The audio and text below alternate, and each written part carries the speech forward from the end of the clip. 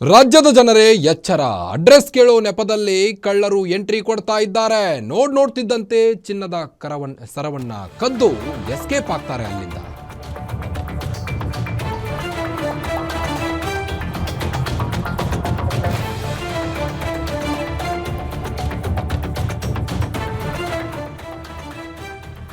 ಬೆಂಗಳೂರಿನಲ್ಲಿ ಹೆಚ್ಚಾಯಿತು ಕಳ್ಳರ ಹಾವಳಿ.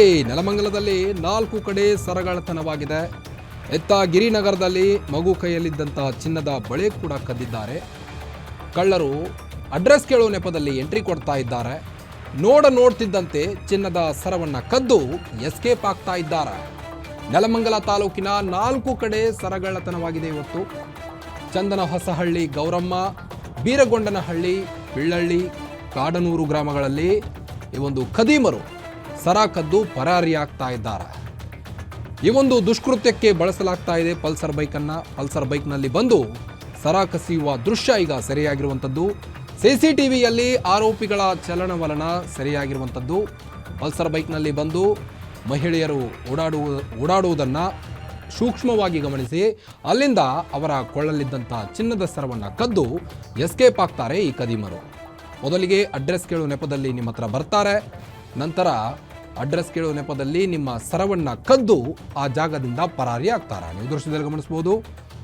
ನೋಡ್ತಿದ್ದಂತೆ ಚಿನ್ನದ ಸರವನ್ನು ಕದ್ದಿದ್ದಾರೆ ಆ ಮಹಿಳೆಯದು.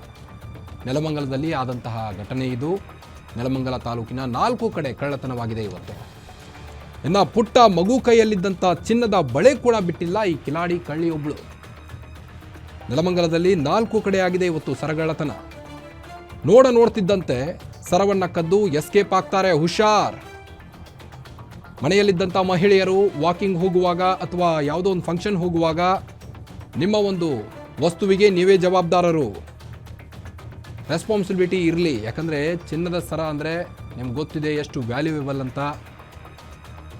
ದಾರಿಯಲ್ಲಿ ಓಡಾಡುವಾಗ ಅಡ್ರೆಸ್ ಕೇಳೋ ನೆಪದಲ್ಲಿ ಬಂದು ಸರ ಕದ್ದು ಎಸ್ಕೇಪ್ ಆಗ್ತಾ ಇದ್ದಾರೆ. ಹುಷಾರಾಗಿರಬೇಕು. ಪಿಳ್ಳಳ್ಳಿ, ಕಾಡನೂರು ಗ್ರಾಮಗಳಲ್ಲಿ ಸರ ಕದ್ದು ಪರಾರಿ ಆಗ್ತಾ ಇದ್ದಾರೆ. ನೆಲಮಂಗಲ ತಾಲೂಕಿನ 4 ಕಡೆ ಒಂದು ದುಷ್ಕೃತ್ಯವನ್ನು ಮೆರೆದಿದ್ದಾರೆ ಕಳ್ಳರು. ಚಂದನಹೊಸಹಳ್ಳಿ, ಗೌರಮ್ಮ ಸರ ಕಳ್ಕೊಂಡಿದ್ದಾರೆ. ಈಗ ಅಡ್ರೆಸ್ ಕೇಳೋ ನೆಪದಲ್ಲಿ ಬಂದು ಕಳ್ಳರು ಎಂಟ್ರಿ ಕೊಡ್ತಾ ಇದ್ದಾರೆ ಬೆಂಗಳೂರಿನಲ್ಲಿ.